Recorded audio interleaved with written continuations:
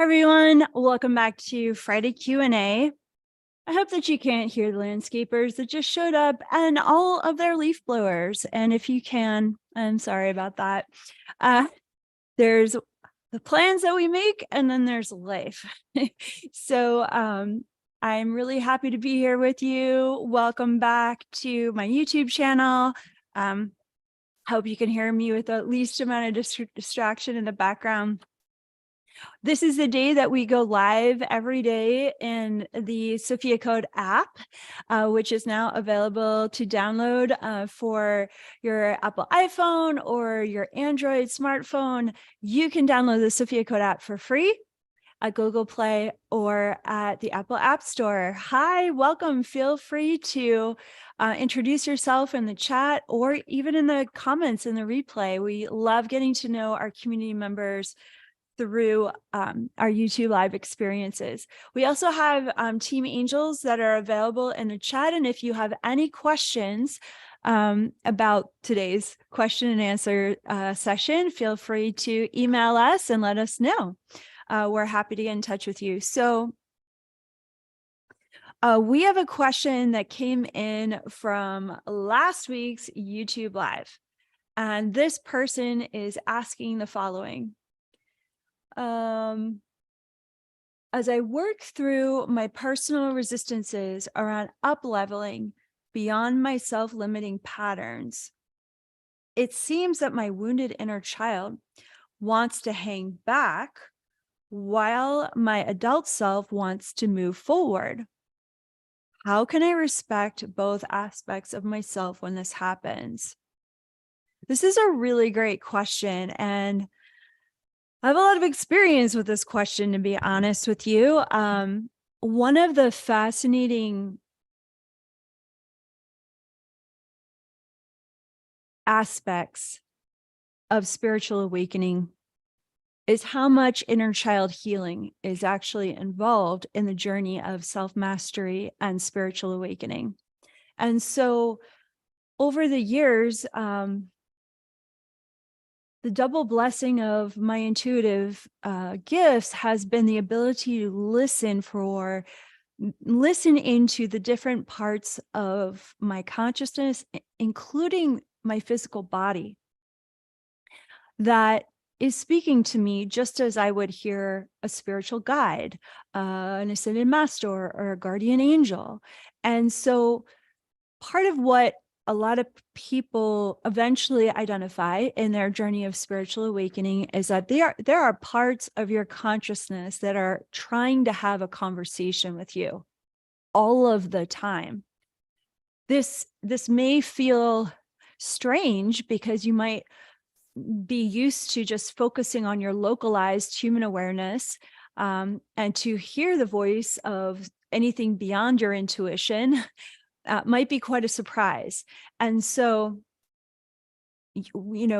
perhaps the first time you ever hear the voice of a 5-year-old within you, or even a voice speaking from a particular organ within your body, or a particular body part that has its message for you, it can be surprising. It can take you aback. It can be exciting or thrilling. It can also bring up a lot of grief that you didn't know was there.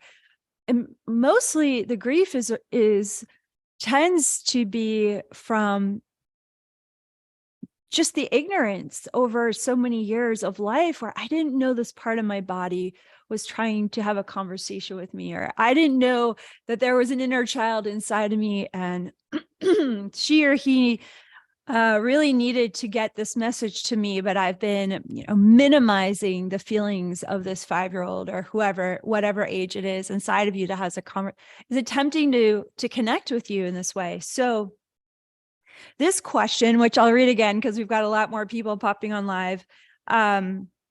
As I work through personal resistances about up-leveling beyond self-limiting patterns. So let's break that part of the question down. Personal resistances that come up around up-leveling beyond my self-limiting patterns. So what they're really asking, what they're stating there is, I'm on a path to embody my higher self. My adult awareness that's used to processing life at the forefront of my prefrontal cortex, the part of my brain that goes to work, that considers my divine purpose, that interacts with other adults, that part of this person's consciousness is actively seeking self-mastery. They want to up level beyond what they can identify, recognize, and witness as self-limiting patterns, self-sabotage.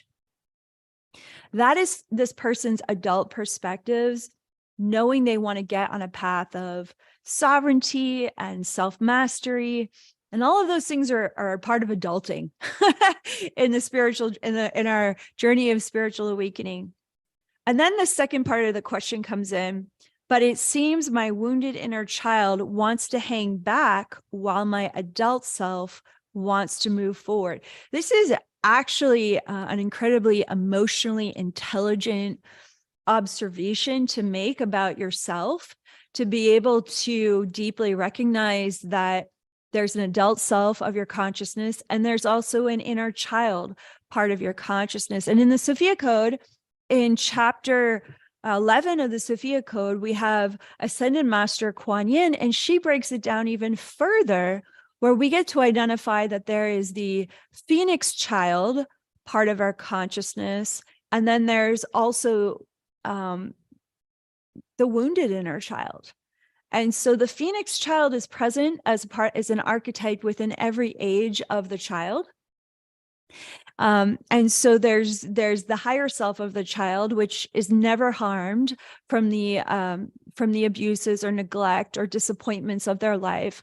And then there's the actual age of the child that comes with the full spectrum of both their gifts and their talents, including the wounded experiences that they're still carrying and struggling with inside of you.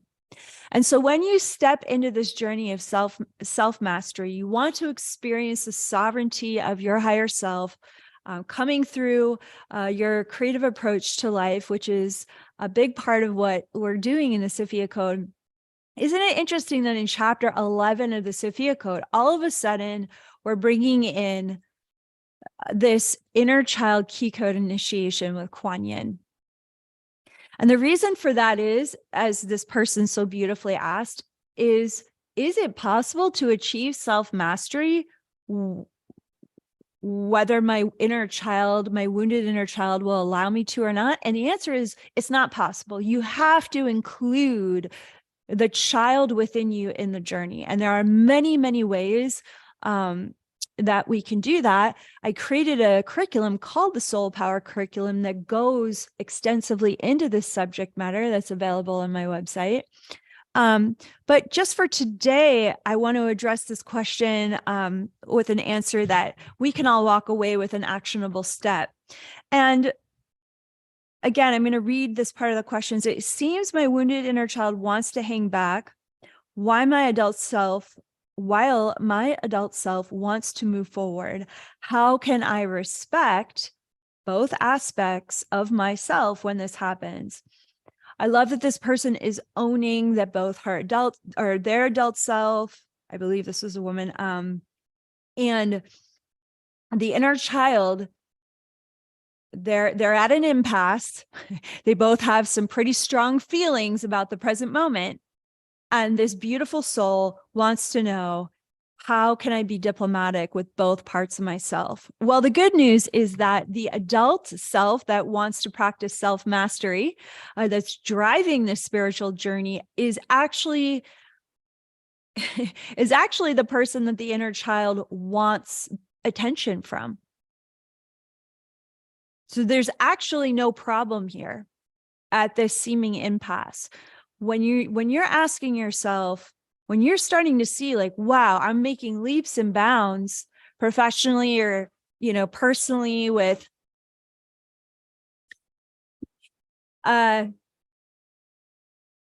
your journey as an adult, and you recognize there's a wound coming up from your childhood that's just not going away. It is your adult self that is capable of assuring your inner child that they are welcome and an important part of the journey moving forward. And it's important to sit down and have a conversation with this part of yourself and to discover, why do they keep sabotaging this professional development or this step into personal sovereignty? Like, what's happening for them? What kind of agreements did they make in childhood to stay small that kept you safe and allowed for you to become the adult that you are now today?